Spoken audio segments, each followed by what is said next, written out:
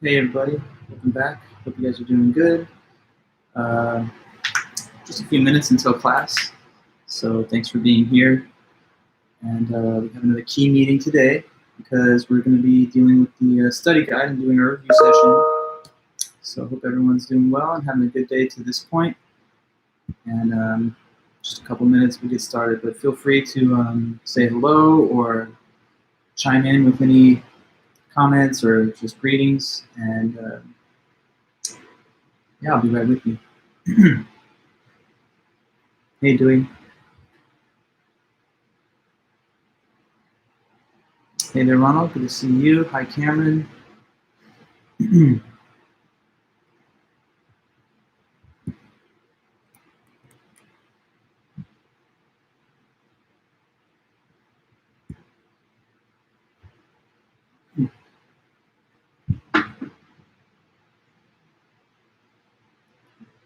I'm good, Gabe. How's it going? I'm gonna change these light bulbs. They keep popping out. I don't know why.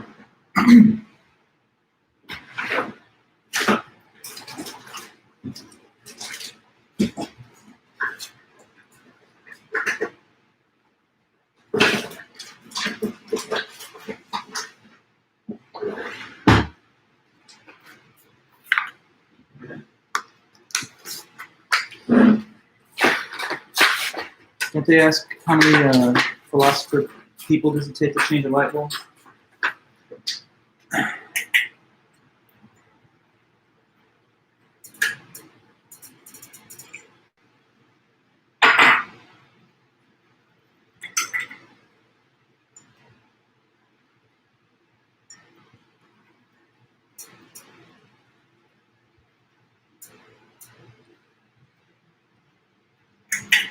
All right, here we go.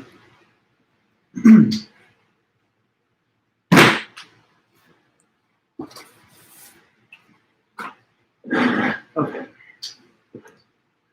All right, good. Welcome back. Good to be with you guys. So it's pretty much 5:30, so I'm just gonna go ahead and get into this. Today is the review session for the upcoming midterm on Tuesday next week, the next class.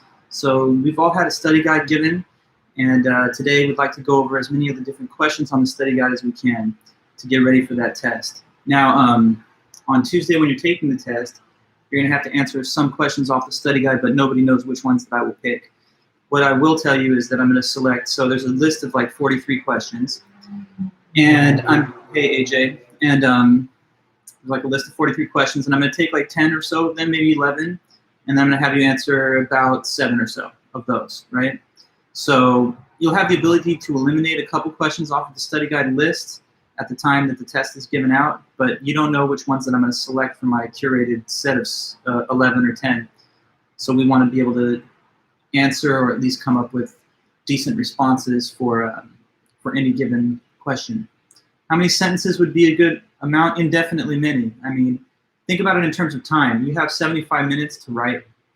So, I don't know, what's 75 divided by 7? Maybe 10 minutes. I'll give you time designation. Maybe write for 10 minutes before you go on to the next question. You should give long answers. You should make your answers as long as you can. Say everything you can until you can't say anything else. But that's just a given. You know, you gotta get a grade, right? So you have to try and earn it by proving that you know this material better than anybody. So blow it out of the water, give the most thorough answer that you can. But I mean, if you really want something like a generic amount, paragraph or two probably. Sentences is already just not enough. Like 2 sentences can't answer any of these questions. But a couple paragraphs maybe, or even one if it's a detailed paragraph. Some students are more concise than others. So, you know, it depends. You just got to answer the question and get the right information. But here's what I want to do to kind of allow us to have the most efficient use of this time. I want to do dual platform today, which is something that I sometimes do in classes. I want to be concise answers, but I mean, I want them to be detailed answers. I want them to be the most thorough answer that you could possibly give. No fluff. I mean, it's got to be accurate and correct. But we're going to talk about the questions. See, I don't think it's good to, it's better to just talk about the questions themselves, because then you're going to just get the information that you need. But yeah, let's do that. So I'm telling you, I want to do this dual platform thing. So I'm going to allow this YouTube video to continue to roll. Yes, I'm explaining it. I'm going to allow this video to continue rolling, but I'm going to send you this link, okay? This link I'm putting in the chat is a Zoom meeting, and I want you to click on it. This is going to be recorded for posterity, this review session, and that's why I don't want to close this stream. I'm going to have this stream still running, but we're going to do a Zoom meeting so that we can all have this shared screen and look at the questions as one. Okay, so you see this link right here? Click on it, and then that will open a Zoom meeting. The Zoom meeting is where we're going to continue the rest of this, but I'm going to have this camera rolling so that you can come back to this later and watch the archived lecture at your leisure if you need to. Okay, so open the Zoom meeting. I'm doing it now myself. Some of you might need to mute the other window if you can, because otherwise there's going to be feedback.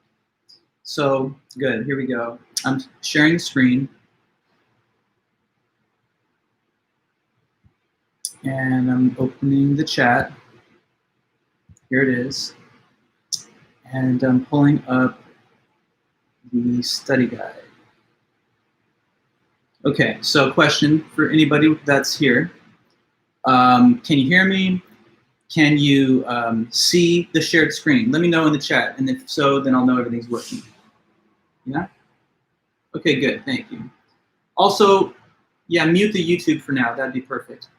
So understand that we're doing this on Zoom, but the YouTube video is still recording, and that is where you'll be able to go back and find this information later. I just like the recording capabilities and archived video capabilities of YouTube as a platform, but I do like to use Zoom on occasion when we need to have a common frame of reference, like all looking at the same questions and stuff. So you have the study guide, obviously, and you don't necessarily need to be using the one on the screen here because I can't necessarily display every question all at once with the limitations of screen size I've got. But, you know, in whatever way, I would like you to just start hitting me with your questions about which of these items that you want to go over. Before we do that, last thing I want to say is this. If you sent me an email requesting your grade on the first essay, I'm getting to that. I've been replying to them in the order they came in. I've gotten everybody who emailed me up until the last class meeting on Tuesday. But if you email me between then and now, I'm going to get your reply back to you in the morning.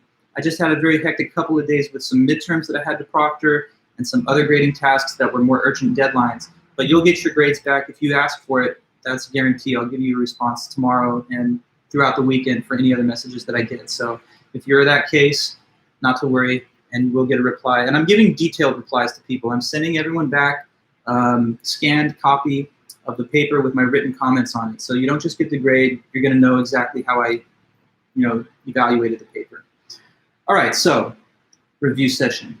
There's 43 different questions on the list. They are divided between the different author essays that we've read, starting at the first and ending in the most recent. I like for review sessions to be mostly student-driven, meaning that I like it for you guys to take the initiative of trying to provide most of the information, but I'll come in and help, and I'll make sure that everything's accurate and that we're all, circulating correct information that can be used on the midterm.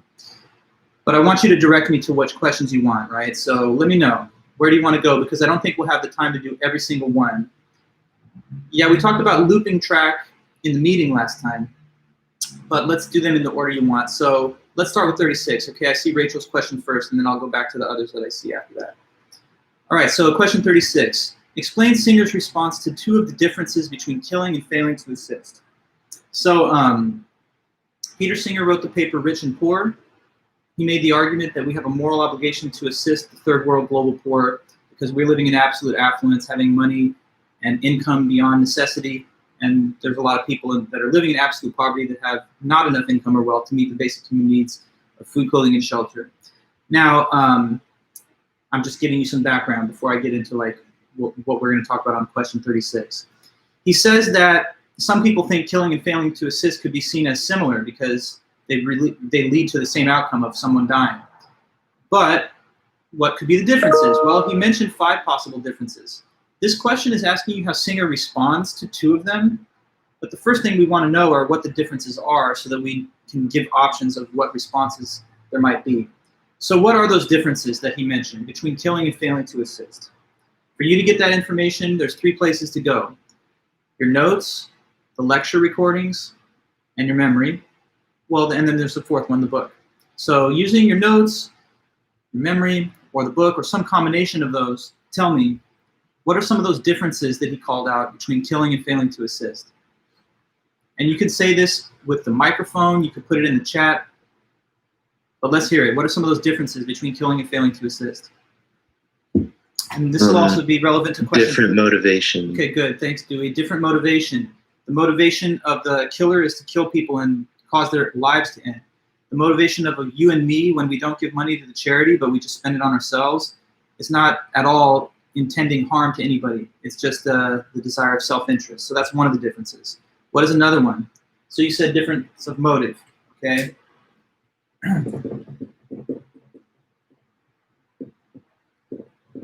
Don't wait for somebody else. Tell me the answer. Not hard to avoid killing, but very hard to save all the lives that you can. Good. So one was motive, thank you. Another was not hard to avoid killing. Watch out, Peachy. But very hard to save all lives that you could.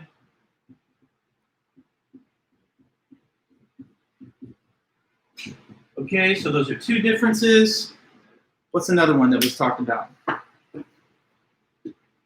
Oh, I see here in the chat. Thank you, guys. Identifiability of the victim. That's another one.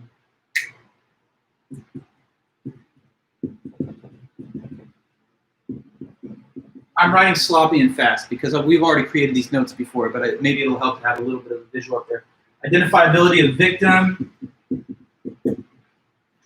Motive, not hard to avoid killing, but hard to save all that you could. Identifiability of the victim. You could say it's not your fault, or your fault that they're poor. Right, yeah, so not my fault they're poor, but it would be your fault if you killed, obviously. So that's 4.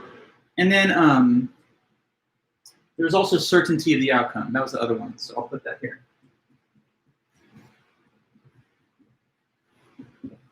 Now, just while we're on the topic, this bears on question 35 that you see written there. And in terms of question 35, you would have to report on 2 of these differences and explain in a more elaborate way what they're talking about. So like, killer wants to kill people. When we don't give money to charity, we're just looking out for our own happiness. Not killing people is the easiest thing ever. Like, look at your own life. You never killed anybody, and it's easy. You just don't do anything, leave people alone. But helping people takes work, and so that's a different level of difficulty. Identifiability of the victim. If somebody goes out and kills people, well, they're their victims are, and they killed them, and it's their fault. But if you don't give money to charity or something, there's no way we can ever really connect anybody in the world dying to one random citizen not having given to charity. So identifiability of the victim. Certainty of the outcome, you know, you could argue that if you go out there trying to kill people, it's pretty certain that someone's going to get hurt or killed. But if you just don't help the poor and don't give money, you don't really know if the failure to help leads to as certain of an outcome. And that's Ashcon, you pointed that out, so that's good. And then it's not my fault they're poor. You know, you're just born into a world where there's global poverty and hunger, and you could say, well, that's not my problem because I didn't cause that problem. I just was born and it was already happening. But if you kill people, that's a way different situation. That's where you caused it for sure. So those are differences. Now the next question is 36, which is what was asked about here. And that says, well, how does Singer reply to 2 of those differences? So you don't have to choose any particular 2, but 2 that I think are probably a kind of easy deal are certainty and motivation. Okay, because he gives this example of like a drunk driver as opposed to somebody who goes out trying to kill people. Okay, now the drunk driver is not really motivated by a desire to kill. And although they could hurt people by driving drunk, it's not as certain, is it, as in the case where the person's going to get behind the wheel and deliberately try to hit people because they're homicidal. So the drunk driver's behavior is not as certain to cause death as the homicidal driver. And it's not got the same motive as the homicidal driver either. But here's the point. It's still wrong, though.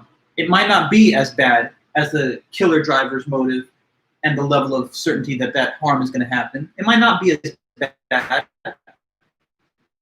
It's not people of a motive, and it's not as certain. But isn't it still wrong? Yes. Why? We all know why. Because when a drunk driver drives, they add risk. and they know full well that they're adding risk and danger to some person's lives, including their own. So that makes it wrong by itself. Now, in the case where you fail to assist the poor, you're not motivated by the desire that they die. It's just like you want to spend it on yourself, just a self-interest motive. And it doesn't necessarily have the same certainty that anyone's going to be hurt when you fail to assist as if you had tried to kill them. But on par with drunk driving versus homicidal driving, it's still something that deserves some blame because it ratchets up the level of risk and danger to some persons of getting harmed. Not hard to avoid killing, but hard to save all that you can. He says, well, I didn't tell anybody they had to spend all their money and time trying to save the poor and rescue them from poverty and hunger. I just think that people should do more than nothing at all. And if you look at it that way, it's not the most burdensome obligation. Just do something instead of nothing. And then the other thing he says about that is, yeah, it's not hard to avoid killing, but it's hard to save all that you can. When you construe the motivation, when you construe the action that's an obligation as just doing something instead of nothing, it's not so bad. I said that. Okay, good. Let's see. Not my fault that they're poor.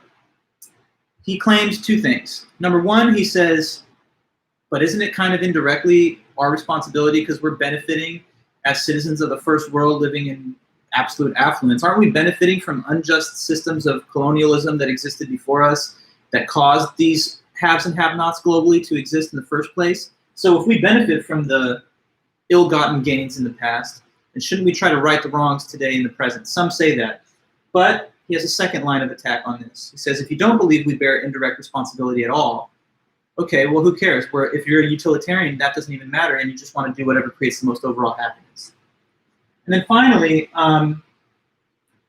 identifiability of the victim. That's the one that's like the hardest to teach, speaking from my perspective, because he gives a really funny example. He gives this example of a person who sells a contaminated product that could double your risk of getting stomach cancer.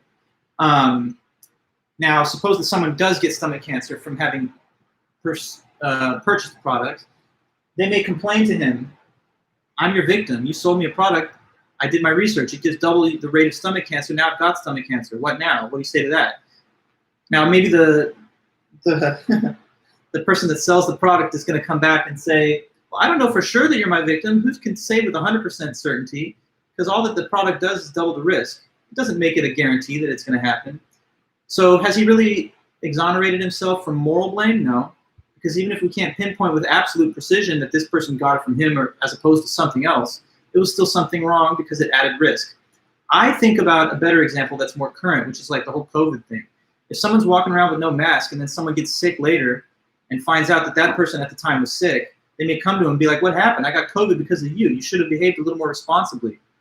Can't that person say to them, well, who knows? I mean, maybe you got it from me, fair enough, but there's a big world and you could have got it from a bunch of other places. It doesn't make it okay that he was being reckless just because we can't prove that that is the cause of the other person's sickness. So I just wanted to give you all the responses that he gives to all five, even though the question only asks for two, because that gives every student the maximum possible options, okay? So let's go back up then. We've talked about 35 and 36 now, yeah? So looping track, shall we do the loop track? If we do the loop track thing, then I think we should do all of these probably questions at the same time.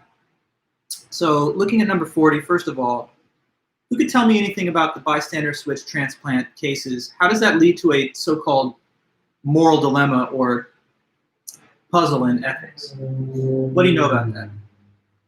So just report on the cases. Go ahead, Dewey. Is that you or who's that? That was me. Hi, because the transplant situation, why is that different than the trolley when they're still using the person as a means to the end?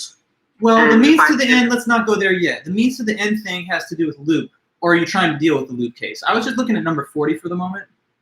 But no, you're saying correct information. I just want to say means to an end comes a little further downstream in the article. It's only once we start posing solutions that we get to the failed Kantian solution.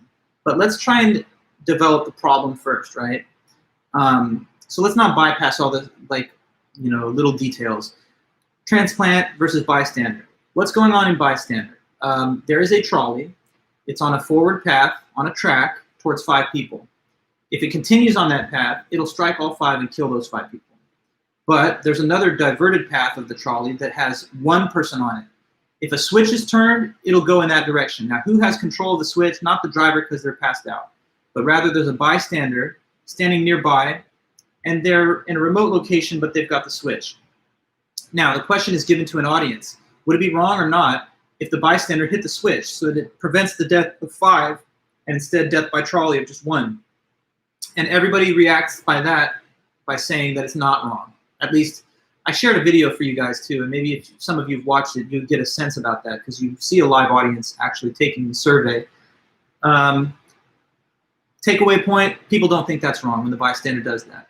Okay, but there's another case, transplant. You got to bring up both to state the problem, because the trolley problem is not just about the trolley. It's about how people feel about trolley versus transplant. So you mentioned bystander, tell the whole story of that and explain that people don't think that it's wrong when the switch is touched. But in transplant, okay, 5 people are dying from organ failure. There's 1 healthy person that has a matching blood type. If that person that's healthy and not sick is killed and their organs removed and given to the 5, then the 5 survive. Now they question an audience, would that be okay or not morally? And if you remember, everybody says, no, that's definitely wrong, that's not okay. So the trolley problem just now emerges only after I say all that stuff, because now we can tell you what the problem is. What's the problem? And Brooklyn, I think you're pretty well stating it. It's that why though do people feel that it's wrong for the bystander to intervene? No, sorry, that it's wrong for the surgeon to intervene, but it's not wrong for the bystander to intervene. Let me repeat that again so I don't mess it up. The question of the trolley problem is, why do most people feel that it's not wrong for the bystander to touch the switch, but that it is wrong for the surgeon to operate? That's the problem. So if question 40 was used, you would just talk about that. You just say what the problem is without yet mentioning the solution and stuff. But let's go on to the next trolley question. I want to talk about 42 next because I think it's the easiest to segue into from number 40. So ask now, what is Thompson's solution in the end to this trolley problem? It comes at the tail end of the essay. It's a principle that she affirms, and she gives some discussion of it. But what is that solution that she tries to give? What do you think? Well, what do you know? It's something that's clear enough. The difference is that, okay, sorry, let me move the chat so we got that in the view.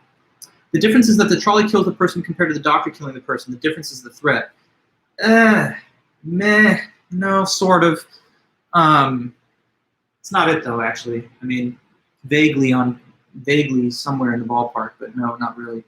Let's try Is again. it that Go ahead. is it that it's morally permissible to redirect a threat if it's the same threat and if it is going towards a lesser amount of people? Okay, good. That's part of it. And Andrea, I see you typing it in there as well. The principle is that it is morally permissible to redirect a threat from a larger to a smaller number of people, as long as 2 things. Number 1, it has to be the same threat that's being redirected. And number 2, as long as the means of diverting the threat don't violate anyone's important rights. Now, if this question were selected, you cannot just verbatim write that paragraph and think you answered it. You then have to give analysis as to how that solves the problem. So tell me, how does that function to solve the so-called trolley problem? How does that diagnose correctly the intuitions given in the 2 cases? Because go back now to bystander. You have to say this, right? What's the threat to the 5? Tell me that in this chat. What is the threat to the 5 in the bystander case? The trolley killing them. Yes. And if the switch is flipped, what's threatening to the 1? The trolley. Same trolley, correct, good. So, no problem. It's just 1 threat, and we're pushing it towards the smaller number, so it's okay. But in transplant, what's threatening to 5 people? Natural causes. Natural causes organ failure. Exactly, Gabe. And then so, but if the surgeon gets involved, what different thing is a threat to that 1 victim?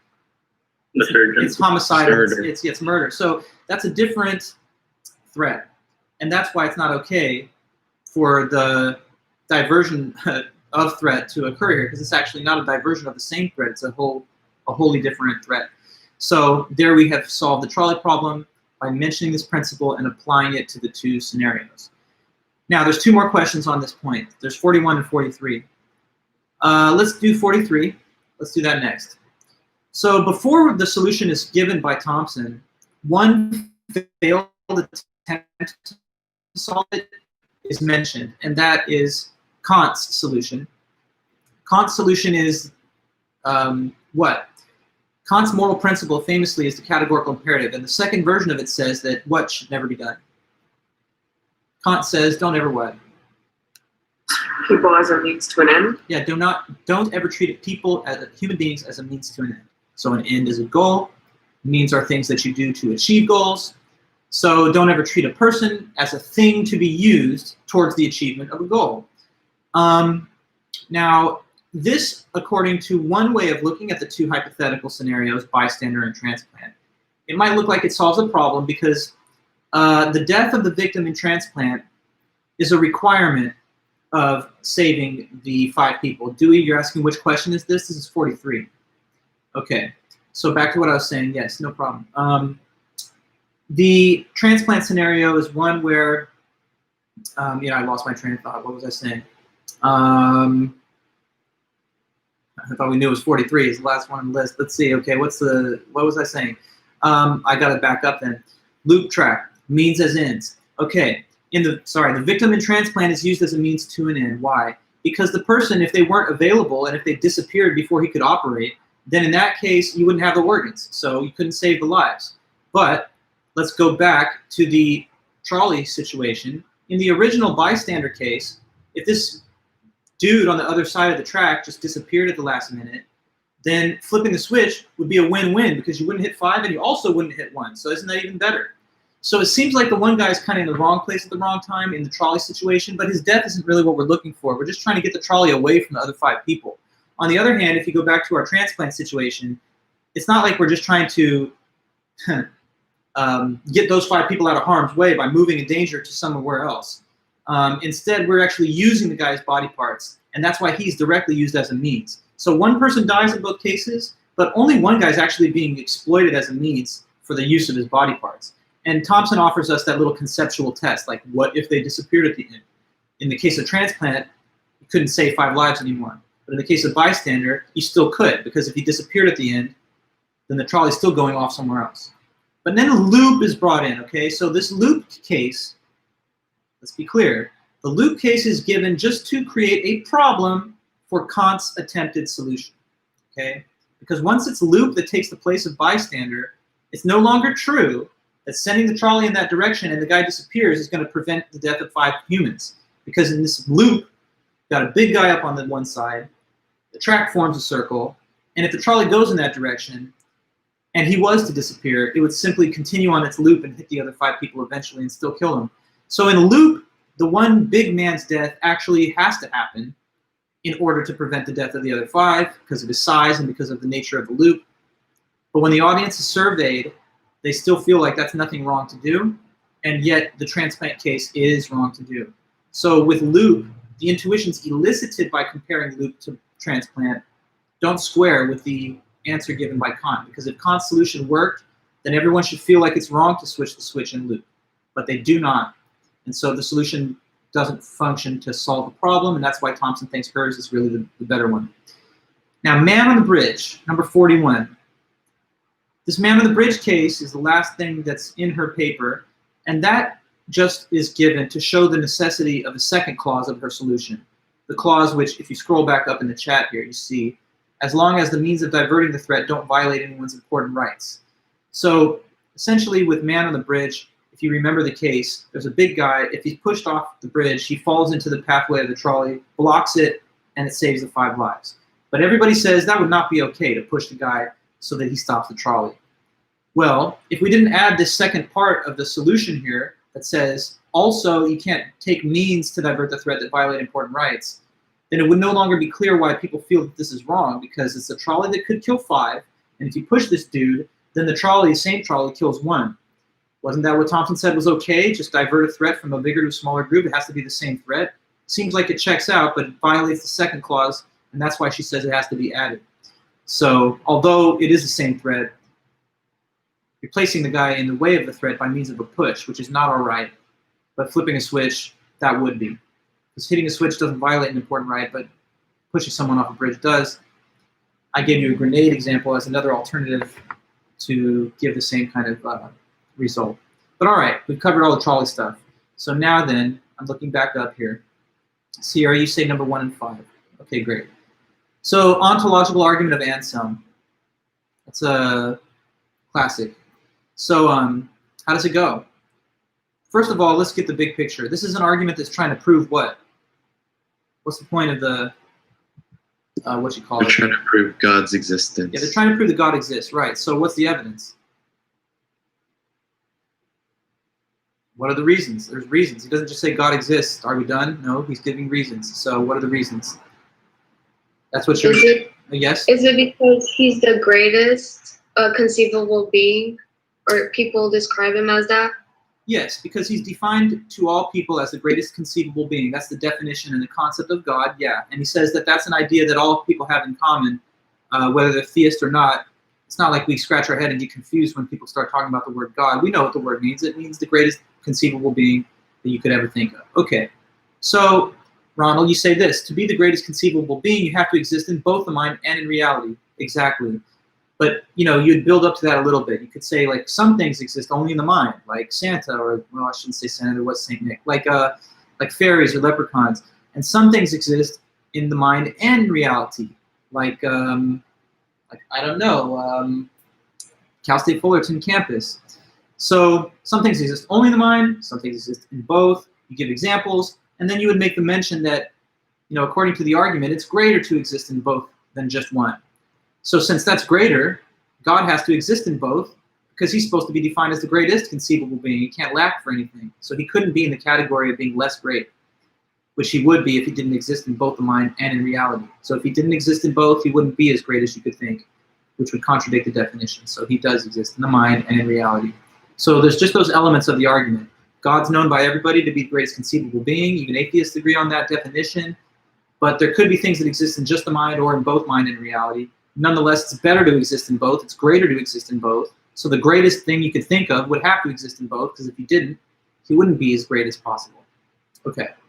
Then we're looking at number 5, the Lost Island from Gaunilo. Okay, so once again, just setting the table for this. What is the larger picture here? Gaunilo's trying to make a counter-argument to who and what? Counter to the ontological argument. Yes, that's right. So he's trying to show problems with the ontological argument. So what is the Lost Island? He says, imagine this. Imagine there's an island. I call it the Lost Island. What is it like? What's the description of this island? Greatest conceivable island? Yes, greatest conceivable island. Perfect island, island better than anything else you could ever think of. Okay, so what's the takeaway? He says, then if that island is defined as such, Anselm's argument would imply what thing? If this island is defined as the greatest conceivable island and it's in your mind, it would exist in both the mind and reality. Yeah, then it would have to exist in both the mind and in reality, because following Anselm's pattern of reasoning, anything that's defined as the greatest conceivable being can't lack for existence in reality, because if it did, it would be deficient in some way and it wouldn't be fully great. So what it seems like Anselm's reasoning leads us to is that this made-up fake island really exists, but we know that's not true. So Anselm's reasoning leads to false conclusions, like the existence of a perfect island, which is known not to exist. Therefore, the step that takes you from an idea of a greatest thing in your mind to the conclusion that it's actually out there in reality, that's an invalid step in the argument. If that really worked, then I guess I could just sit here and prove whatever I like by just dreaming up the idea of greatest conceivable whatever. But since we know the island doesn't exist, that's kind of like a proof, if you will, that the methodology of Anselm is not legitimate, or it doesn't work. Okay, so making some progress. There's more, though, of course. And I just throw it back to you. What's next? No problem. Thank you. What do you say? Let me know. Okay, Ricardo's question 14. Sorry, 4. Thank you. And then Rachel 17. Gabe 27. All right. So let's jump around and see those. Number 4. Explain the method of argument known as reductio ad absurdum. Okay, so that's a method in logic that people use to argue. So what is this technique of argument? How does it work? Reductio ad absurdum. Say I want to prove something to you. How would I do it if I want to employ the reductio method? So like, I want to prove that the world is round, what would my reductio method do to start? Or let's say, Yeah. go ahead, thank you. You have to assume the opposite. Yeah, assume the opposite, right? So you assume the opposite of what you intend to ultimately prove, but you only do that for the sake of argument, and really you're trying to show that if that was the case, the opposite thing, that it would imply something impossible, ridiculous, or absurd. So let me be a bit more precise. Suppose that I want to make a case to you that the planet is not flat. It's not flat. That's my position, and I'm trying to prove that to you. So if I'm going to now engage in a reductio argument style, I'll say, well, come on, it's not flat, but let me show you how I can reduce to absurdity the contrary. Suppose it were flat, okay, just for the discussion. I'm trying to prove that it's not, but let me assume the opposite. Let's say that it were flat. Well, if that was the case, now just list for me some absurd things that would be a consequence of that. You know, what? You ever thought about that? What if it was flat? Okay, objects would fall off the edge, for sure. That'd be one big thing. You couldn't circumnavigate the globe. If you flew a plane, you'd just fly off into space, I guess, because you wouldn't continue to curve around the curved surface of the Earth in orbit. You know, yeah, asteroids, I guess, would sort of be able to snap the Earth.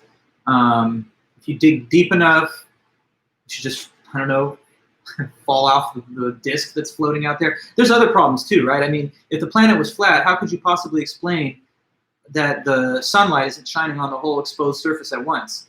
It only makes sense that it's like daytime in one part of the world and nighttime in another part of the world on the hypothesis that it's a turning curved surface that's exposed to the sunlight only when it's rotating on that part. You know, plus we have satellite images of the Earth and photos that have been taken from space. So what? Those are all fake if this is true. So that's all absurd. Therefore, I conclude that it is not flat. You see what I did there? I want to show something. I assume the opposite. Then I show that that leads to absurdity. And so my original belief or claim is true. You know, there's all kinds of stuff like that. Like say that there's a crime and we're in court, and this guy that's the accused murderer, there's like his blood's all over the place, his fingerprints are all over all the weapons. He's got a strong motive to do it. Everyone's telling everyone that he was commenting on it before. You know, if we suppose that he didn't do it, then how do we explain all those facts? It's kind of like ridiculous. If he didn't do it, then where did his blood come from? That means that blood was just planted, but it's kind of absurd. So he must have done it.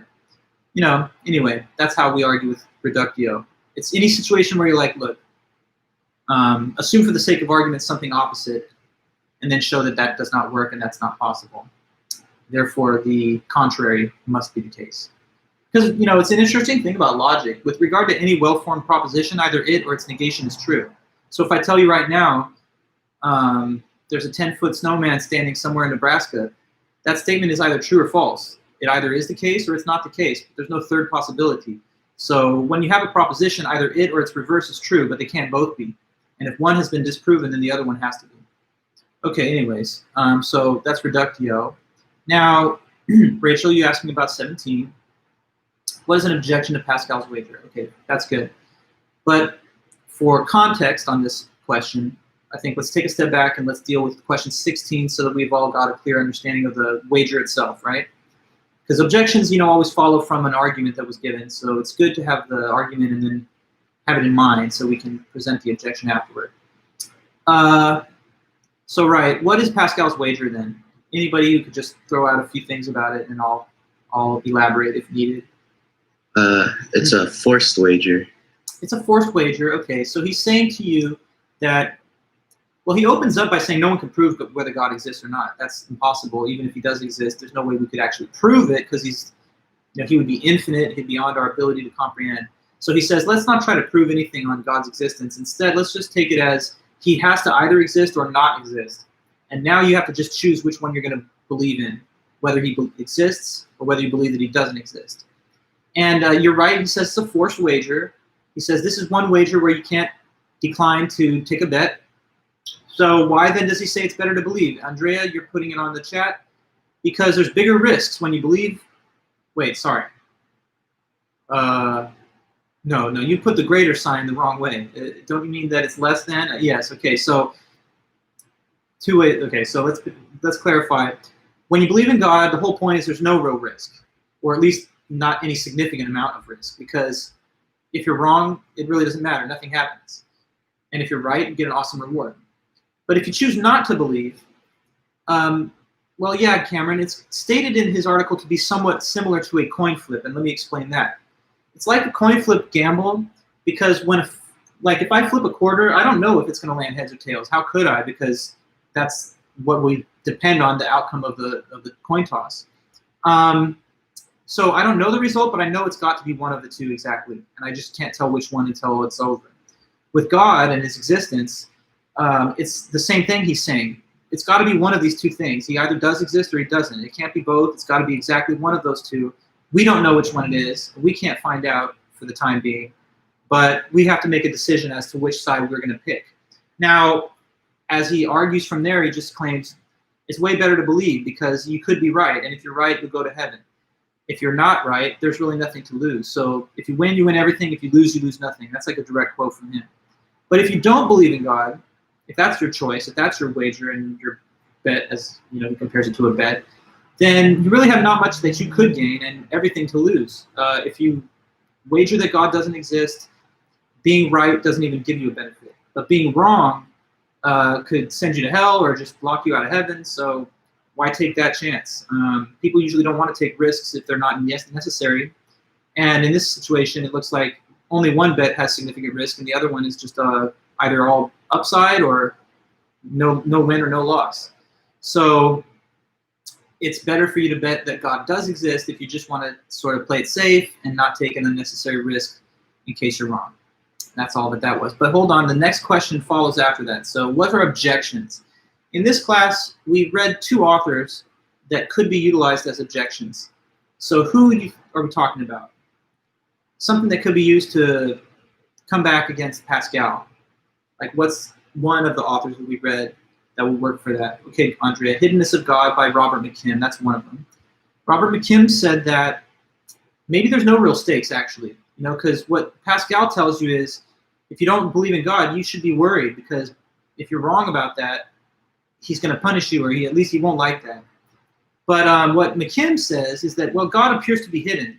So it's not like you could just start a Zoom call and you're going to see a person on the other end of it like me, and that's God. So God is not like outwardly perceptible by the five senses in the ordinary way. That means he's hidden. And McKim questions that. He says, well, if he is hidden, then maybe he's not really, he doesn't care at all whether we believe or not. Because if he did care, he'd do something to make us believe or to make it easier for us anyway. But if he stays hidden like that, McKim's idea is maybe he's got no concern with whether we believe or not. So that's the point. If God doesn't care whether you believe in him or not, then there's no risk to not believing. Because God would be like, I don't care, it's fine. You can not believe, it doesn't bother me. If God does not care whether you believe or not, then the wager falls apart because it's based around stakes and risks. If there's no risks, then there's no reason to feel like you fear not believing in God, or that you feel security in the choice to believe in God, because he neither cares that you believe, nor is upset that you don't. So if that was true, there'd be no basis to play the wager in the way that Pascal thinks that you should to avoid risk. Okay. So let's see, 12. Nagel's critique of the cosmological argument. Okay, so the cosmological argument, you guys know, is the one that says this universe had to be caused by something. And it can't cause itself, and it can't be caused by anything contingent, because what contingent means is that it's something that depends on something else, and it could have been false. So, if a contingent thing were the cause of the universe, then that would just take us back to the question again, what caused it, and on and on and on to infinity. And that would really never give us the answer in the end about what the cause ultimately is. So there has to be a necessary being that causes everything. That's the nature of the cosmological argument. There's also the point in the beginning about the principle of sufficient reason and the example of the sphere. But anyway, that's the argument basically. The universe has to come from somewhere. It can't come from itself, and it can't come from something else that comes from something else. From something else, it has to come from something ultimate that doesn't depend on anything. So that would be God. Now, the objections that you're asking about here, Brooklyn, in question 12, Nagel gives criticism of that argument, and he kind of just hits rapid fire like 4 different problems with the argument. So I'm sure some of you guys or someone can tell me about that. What were some problems with the cosmological argument according to Ernst Nagel? He said, what's wrong with that argument, if anything? The one about the universe has to have a cause, and it's got to be God, and it can't be something contingent. Otherwise, it'd be an infinite regress, but that's not possible. What's the response to that? Because I don't know. You know. Tell me. What is it? What's the response?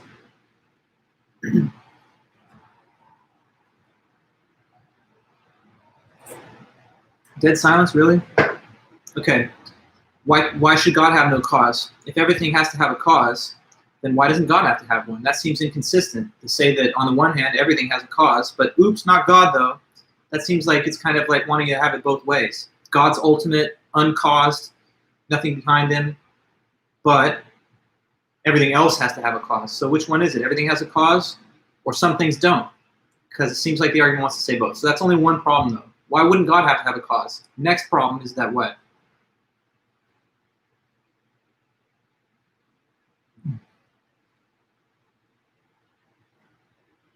Go ahead, rattle them off. I know you know them. They're in there.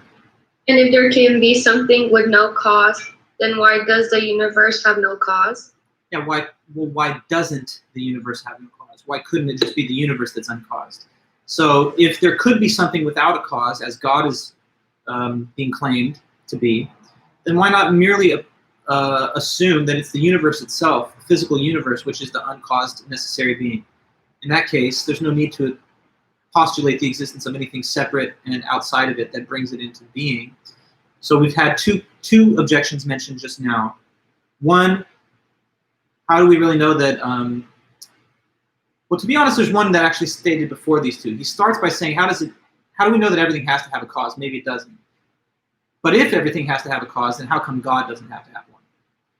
And if there could be a God or something with no cause, then how about just say the universe has no cause? But there's this one more point too at the end. Yeah, okay, good, Gary. So you can also argue that an infinite regress is not impossible. The cosmological argument asserts that there cannot be an infinite regress, as there would be in case there was a set of contingent facts that just go back to infinity. So there has to be a foundation to all the causes, and it's got to be something that's necessary, and that's God. But Nagel questions that. He says it's not necessarily impossible for there to be an infinite regress. Maybe there really could be. And he gives an example as to why we could understand infinity. He gives the example about what? We could understand, and we do maybe understand infinity from what type of subjects? He says, if you have familiarity with this topic, then you actually think there could be an infinite regress. What is he speaking on? Yes, these are all critiques made by Ernst Nagel, yes.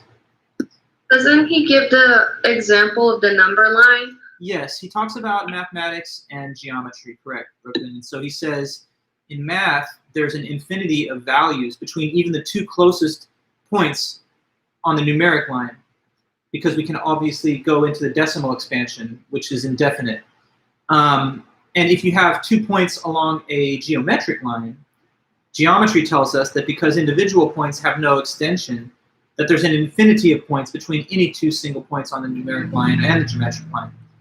So if a subset has just as many parts as the whole, then that's an infinitely dense linear sequence. And maybe the timeline of the history of the universe could be somewhat similar as an infinitely dense, never-ending set of causes.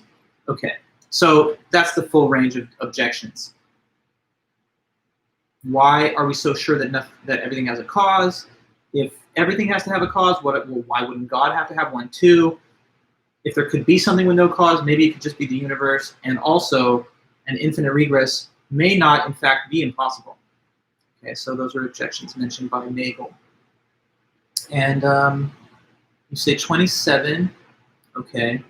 I see up here the question is asked about number 11.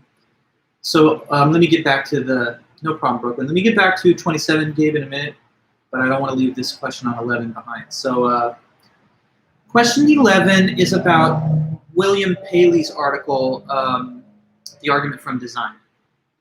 And he starts off by just saying, look, if you find a watch or something similar that just is like very detailed in its construction and it does something, like it tells time or it like You know, you could make a phone call with it, or you know, you could like a drill. You could drill a nail with it. Like anything that has function to it that can be used to accomplish some task, and it's got a very complex assembly of parts. That kind of thing, like a watch or a car or a computer. You know, pick your example. But he uses a watch. When you see it, you know it had to come from what type of thing? A intelligent creator or designer. Why?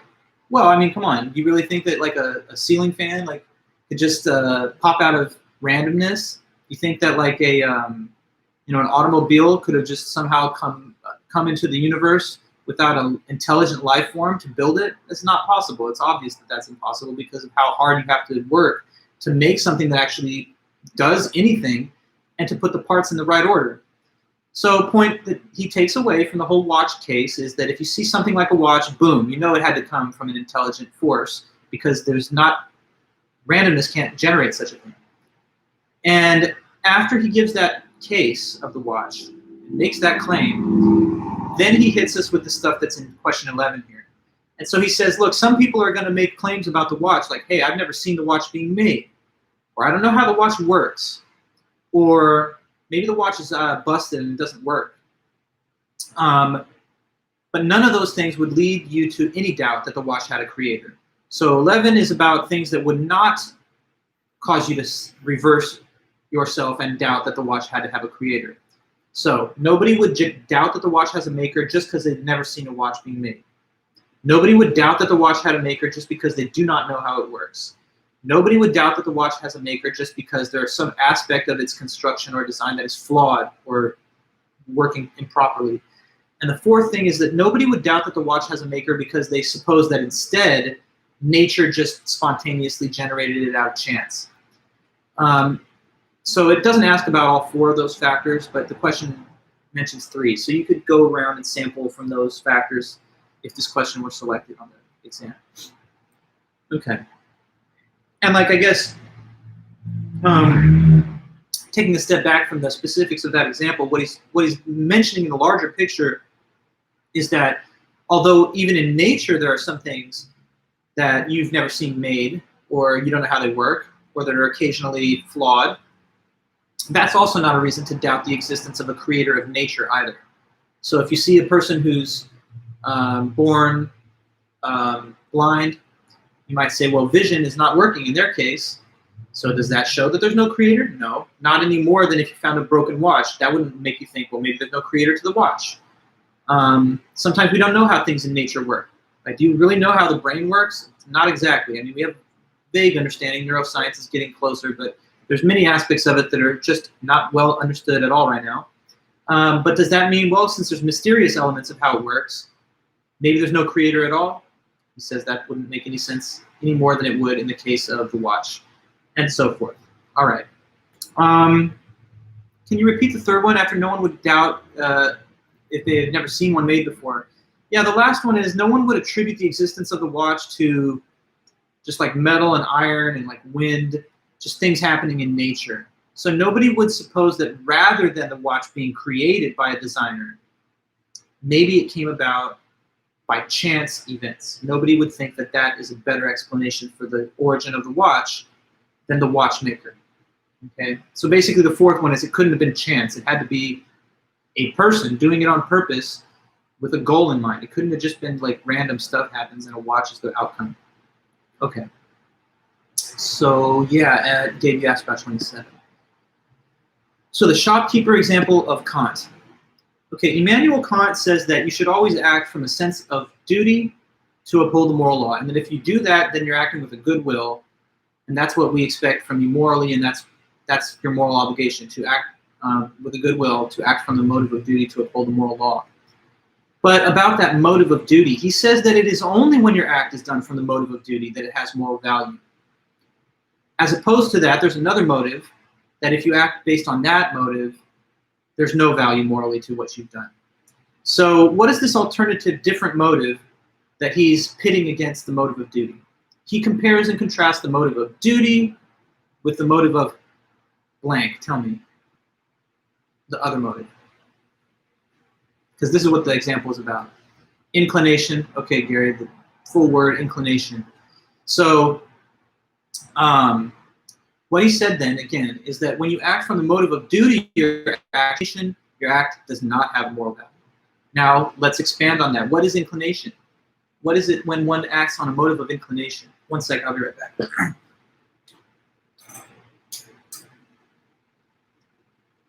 Just a little more light here in my right. You do it because you like it, or you do it because it causes pleasure for you, or you do it out of self-interest. Yeah, so doing something for inclination is just doing something that you feel like doing out of your own desire. Correct, Brooklyn, but it would be better not to use the same word in the definition because then it's like a little circular, so just try to state it in other words. To be inclined is to want to desire to feel like it's something that will make you pleased. So anyway, when you do something just because it's duty calling, that's when it's got moral value. But when you do something because it's fun or because you like doing it, then that does not have moral value. Okay, now in this shopkeeper example, we just imagine that some customer comes into the shop wanting to buy, like let's say it's a little kid and they want to buy a candy bar and they just don't know the price. The shopkeeper has a choice then. Should I tell them the real price or should I give them a fake price that's more so I can rip them off and keep the money? Now suppose that our shopkeeper wants to actually do the second thing. They're tempted to give the inflated price. But they realize that that would not be consistent with morality and moral duty.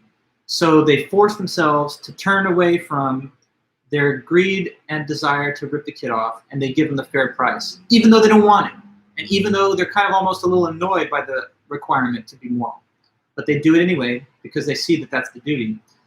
Now in another case, we could imagine that the shopkeeper is asked the same question, but they love being kind and they love children and they just get a warm rush of blood to the head. They feel euphoric or whatever because they've been nice. In that case, they're doing it out of inclination. They want to do it. They feel like doing it. It makes them feel good. It pleases them to do the fair thing. But in that situation, there's no morality behind the act because they've done it for the sake of pleasure, not out of duty.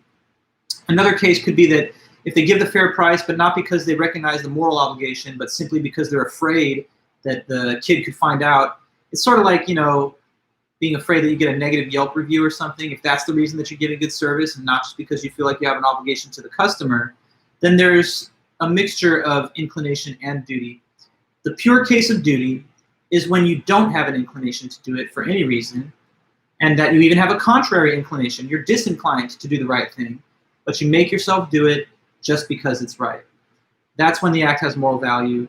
This shopkeeper example is supposed to offer us a little study in two cases. One where the motive is duty, one where the motive is inclination. And then the takeaway is the guy that did it from duty's sake alone, that's the one that gets moral value. Because I guess he thinks that when you do something that has moral value attached to it, it had to be something that you didn't find pleasure in. It had to be something that you did just on the basis of the morality of the thing. If it was done for the sake of pleasure, that's not a moral motivation. And if your inclination had told you to do the thing that was wrong, then you would have. So you got to stick with your duties, whether it feels good or not, and just disregard your inclinations because they oftentimes point you towards the wrong action. That's what he's thinking. Okay, so take whatever next you want to go into. Still got a good amount of time, 20, 19 minutes, something like that. So let's see what you want to do next. You let me know. You want me to jump around in this list? Is this what you're using as a reference? I don't know. Bigger, smaller, I don't know if it matters. Just let me know. 22, Rachel? Okay. So yeah, let's deal with 22. Question 22, how is the actual world not appropriate as an expression of God's intentions according to Nicholas Everett? Okay, so Nicholas Everett, he wrote the paper Theism in Modern Science. The whole point of that paper was to try and, explain what are the tensions between religion and science. And he does think there are tensions because basically his idea is that the universe does not seem to be the type of way that you would have expected if it had been created by God for mankind's sake. Now, what are the things about this universe that we see in science which contradicts the idea that God made it for us? What did he say on that? That's the answer to 22. So what are the facts or features of a universe, according to science anyway, that seem to run counter to the idea that it was a system created by God for the sake of man. What do you know? Why? Well, it's not the evil thing. It's not about the problem of evil. That's a separate point that was made by Ernest Nagel. Ronald, you saying asteroids colliding? I don't know. I don't know if I can really work with that. It's neither of those things, though. No. What is it? What's the answer?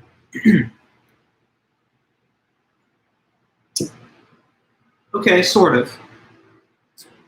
It's a one-word thing, though. Maybe you could add a little more context so I can kind of see exactly what you mean by that. It's another kind of thing like the same way, Cameron. Like, what do you mean, though? Like, what would we have thought the universe would have been like if God made it? Let's ask it this way. If God made the universe just for us, then what should it be like? Well, we would be in the middle. Not this perfect thing. Let's get away from the whole thing of like, it's not the problem of evil that he talks about. He just talks about the size, the age of the universe, stuff like that. So, Is it that the world wouldn't be as big? Okay. So there's 4 points. The world wouldn't be as big, so we could like explore or something. No, good. So that's one of the books. And he talks about how if this world, this universe, was created by God for our sake, then it wouldn't be so much larger than us, because what would be the point of all this just dead space out there that we can't do anything with? You'd think it would be shrunk down to the human scale, so we wouldn't need to have all this additional cosmos out there if it was really just for the sake of man. And then also we would be in the middle. That's what you put there, Andrea, and he mentions that. In fact, it was a very important idea to early generations of the church. People were persecuted, even executed, for using telescopes that we rotate around the sun, because they thought God would never make a universe with man as his children of God in his image and not put us in the middle where everything rotates around us. So we would be in the middle. The universe wouldn't be so much larger than us. Also, we would have appeared way back at the beginning. That's, I guess, maybe what you meant, Sierra, by your mention of evolution. So we should have existed. If God made the universe for us, it would be creationism, right? Not evolution. So we would have been created entirely in his image from the very beginning, not going through this long, drawn-out process of evolving from apes. So Earth would be in the middle. The universe wouldn't be that much bigger than us. We would have appeared way earlier in history, and then we would also not have appeared so much later than the other animals. But, okay, here's the other shoe dropping. Science says that none of that is true. According to scientific, consensus, well, and I mean, we got to admit, we don't occupy the center of even our local solar system. So that's, even the Catholic Church admits that. So we're not in the middle. At least according to science, we did not appear early in the history of the universe. It took billions and billions of years for just even stars to form, much less planets and then life forms on the surface of those planets. So we did not appear early. We appeared way later than even the other animals, because the early life forms on the planet Earth were comparatively unsophisticated, single cellular or microbial. So it takes a long time to get to mammals and vertebrate life and bipedal intelligent life forms like us that do philosophy classes and stuff. So basically we didn't get there early enough. We got there too late after the other animals. We're not in the middle, and the universe is too big. That's what science shows us. And that seems to contradict the hypothesis that this is a universe made for the sake of man by a creator God. Okay, so I'm looking up at the list, as you guys can see, 21. Okay, so on the same subject, I guess, let's go into 21. Still on Nicholas Everett. What is the argument given by Everett to try and demonstrate that some being does not exist? This, I believe, is written. The formal argument is stated on page 66 of the book. It's on the first page, left-facing page of the article in the textbook. And he says, well, like, here's an example, and he backs the example with a conceptual argument. So walk me through the premises of that argument, if you can. If there is a being with what? And then just go from there if you could pick it up.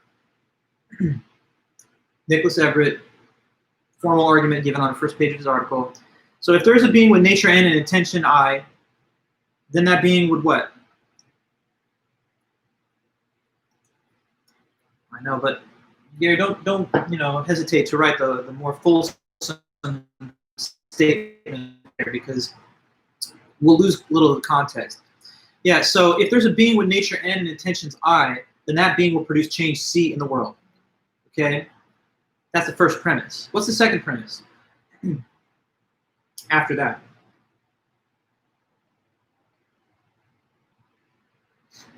Okay, but the world does not display change C. So the conclusion that's drawn from those statements is that what? Therefore,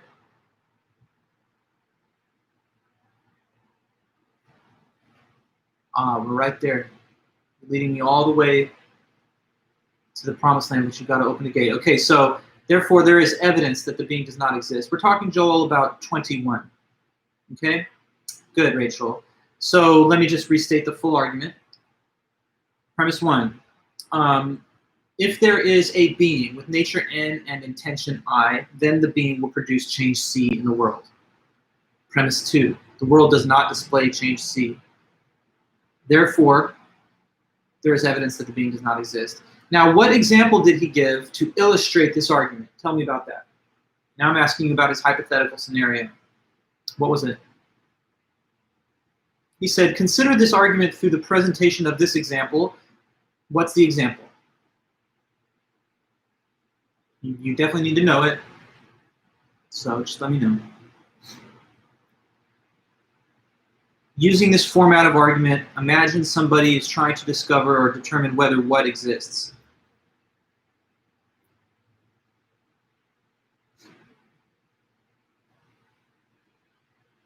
Well, somebody knows. I mean, if you have notes at all.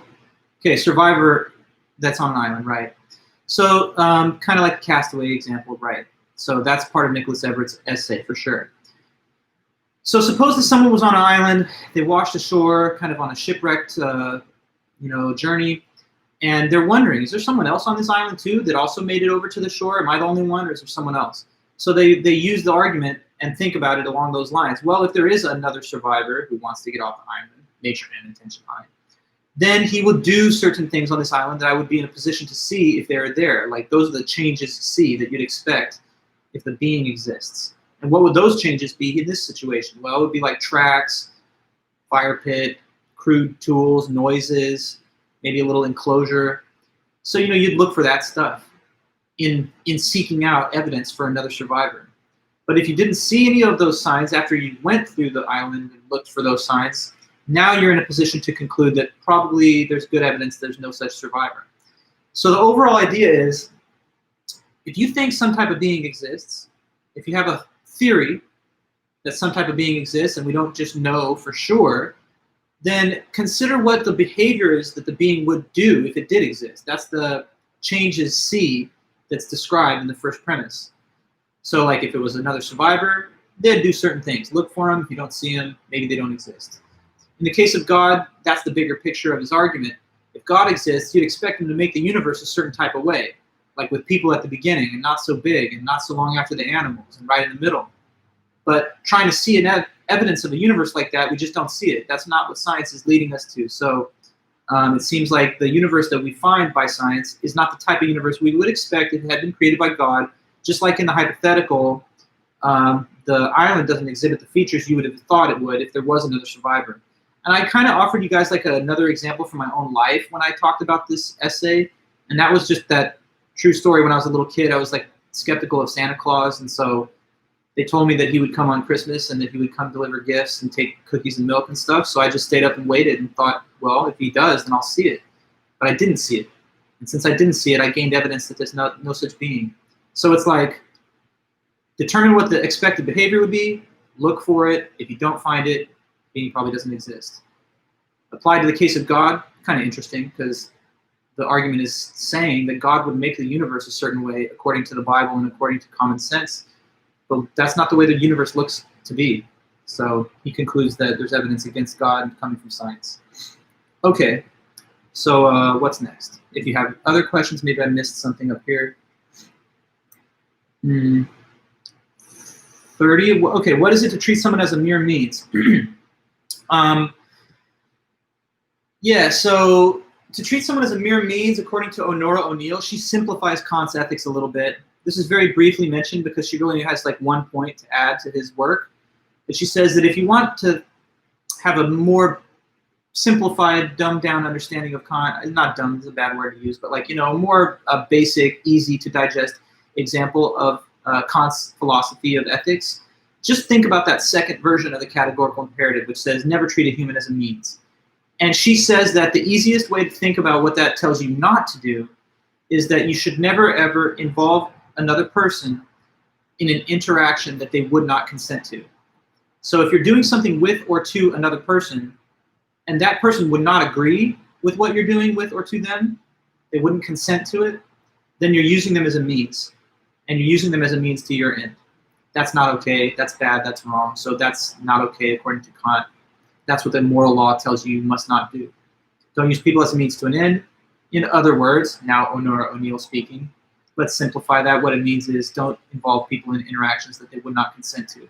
So everything wrong is basically like a case of that. Lying, stealing, cheating, murder, rape. You're doing something involving another person that they wouldn't agree with to get to some result that you want. But that's wrong. Okay. So,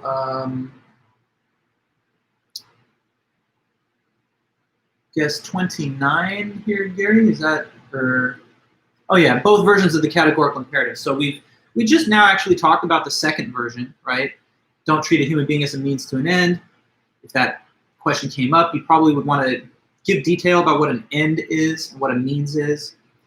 Okay, like an end is a goal, means are things that you do to get there. So you're not supposed to treat people as things that you do to get to goals, or that you use to get to goals. But what's the first version? What is that first version of the categorical imperative? The other one, the sort of more technical sounding one. Who could tell me that? First version?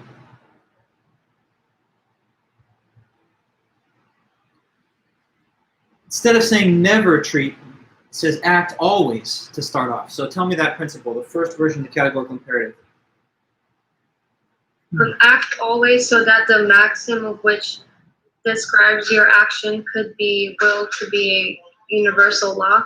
Yes, exactly. Very good. That's the verbatim statement of it, but that has to be backed by a little analysis and explanation. So can you give me an example of an action that would violate that standard?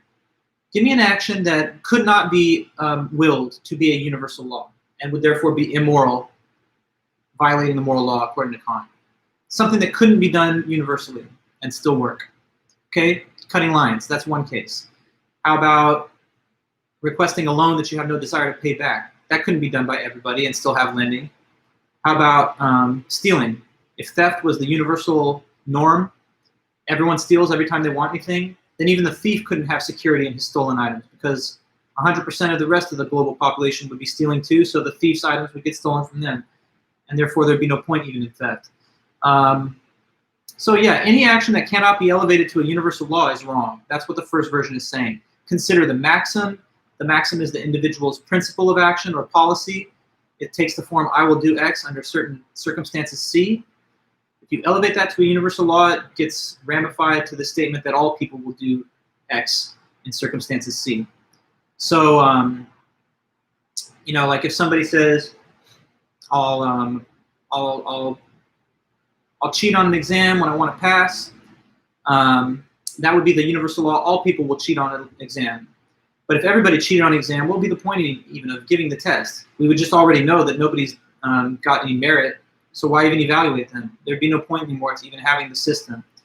If everybody cheated also, by the way, then there'd be no qualifications for people to serve in their position. So do you really want to go to a doctor that cheated on their medical exam or go to a lawyer that faked the bar exam? I'm not going to give you good service, and you don't even want that. So it's a universal behavior that you would not want, and therefore it's wrong for you to do it even as one individual.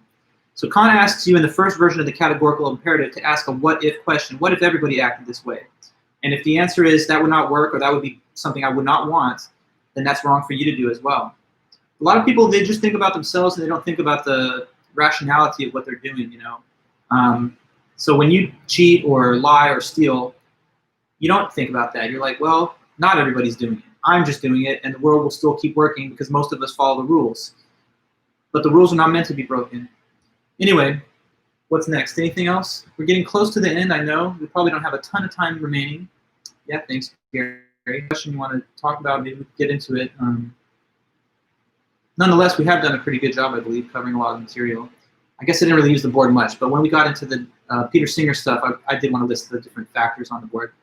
But it's just as well. You have a clear record here, and the YouTube video is still rolling. So for those that want to go back to any element of this review session, it'll stay up for posterity, and you can watch it later on YouTube. But let me know. I don't want to, dictate what we're doing just now. Lifeboat. Okay. So that's Garrett Hardin. Hardin's lifeboat example is trying to make the case that we should not help the poor, that we don't have an obligation to help the poor.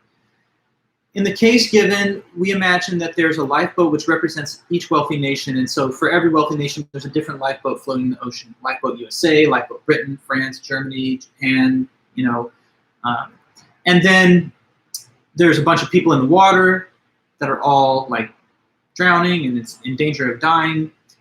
Question, should we bring them up on the board? Okay, well, a little bit more detail. There's 50 people in the boat, let's say Lifeboat USA. It's got room for 60, so there's a little spare room for 10 more. But there's 100 people in the water that all want help. Should we take them all on, says Hardin? No, because if you take them all, it overwhelms the boat, and now it's a loss for everybody. Shall we take just 10? Well, it might not overwhelm the boat, but he does think that that's going to make it so that it's no longer comfortable and maybe a little more dangerous for the people that are there. You've gotten rid of some safety factor or margin. What about just not letting anybody on? And he thinks that's the right option, but it's the most harsh. Nonetheless, he thinks it's the only one that can guarantee the continued prosperity of the people already on the boat. So that's his way of kind of trying to say that although it would be nice to help the poor, it's not practical, it can't be done, and it would compromise our own well-being to do it. I don't know if I really don't agree at all with his argument, but that's the lifeboat. Now, number 15, problem of evil. Just run that off really fast, but if it was chosen on the test, you'd want to expand on each premise a little bit. But the argument, just bare bones, is if God existed, there would not be any evil in the world. Second premise, but there is evil in the world. So, conclusion, therefore, there is no God. God does not exist. The first premise, that if God existed, there would not be evil in the world, that's supposed to be based on him being powerful, all-powerful, and also perfectly good, omnibenevolent. So if he's omnibenevolent, he doesn't like evil. And if he's all-powerful, he can stop it at any time. So if those two things were true, you'd imagine there wouldn't be this evil. But then look at the world and all the terrible things that happen.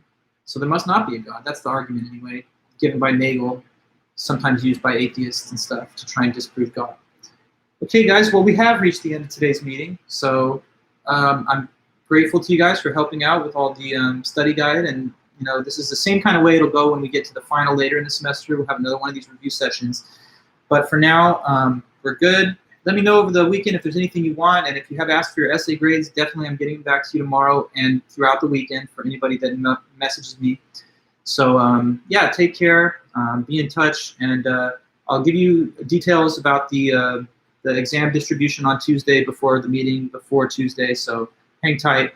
Anyways, I'm closing the Zoom meeting first, and then I'm closing the YouTube live stream. So there are going to be 2 goodbyes. This is goodbye to our Zoomers.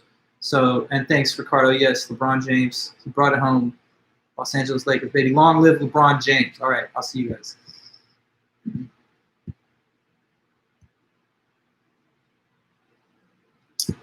And if there's anybody still here, hi guys, we're on YouTube, but I'm going to close this out. If you want to come back to this video later, it's going to stay up on the page. So thanks again. Bye-bye.